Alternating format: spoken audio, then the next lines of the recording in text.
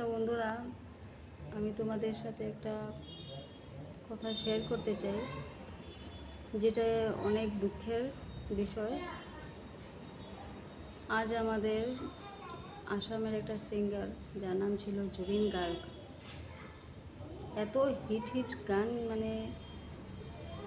ও গিয়েছিল, ওনার বয়সও বেশি ছিল না, অনলি 52 ইয়ার্স। আজ মারা গেল প্রায় 1-1.5টা দিয়ে। তো শরীরটা আগে থেকে ভালো ছিল না, জলের মধ্যে কুইট টাইপ করতে গিয়ে জলের মধ্যে হয়তো ডুবে গেছে। আমি এতটা আমি পড়েছি, বাট আমি এত ভালোভাবে জানি। যাই হোক, আজকে মারা গেল, তো অনেকটা আমার খারাপ লাগছে, অনেকটাই। যে চলে যায় সে আর আসে না, কিন্তু ওর যে গানগুলি যে গেয়ে রেখে দিয়েছে, সুরগুলি, সেগুলো ভোলার মতন না। ওর গানগুলো, একটা গান এতটা হিট, কোন ভাষায় গান জানে না, কোন ভাষায় ও গান গায়নি। আজ ওর জন্য পুরো আসাম কাঁদছে। তো ওর জন্য আজকে পুরো আসামটা দুঃখিত। অনেক জায়গায় ক্যান্ডেল জ্বালানো হচ্ছে। যখন থেকে আমি শুনেছি এই খবরটা, যে ও আর নেই, আমাদের সবাইকে ছেড়ে চলে গিয়েছে, তখন থেকে কিছু ভালো লাগছে না। খেতে বসেছিলাম, বাট খাওয়াটাও আমার ভালো করে হলো না।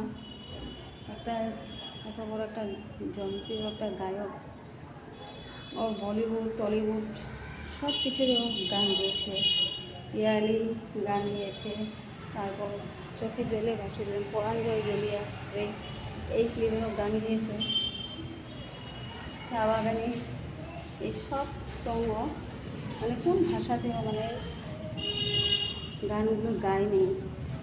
কিন্তু আজকে অনেক দুঃখিত যে ওনাকে আমি দেখারও আমাদের ভাগ্যটা নেই, যে ওনার যে শেষ বিদায়টা যে দেখবো।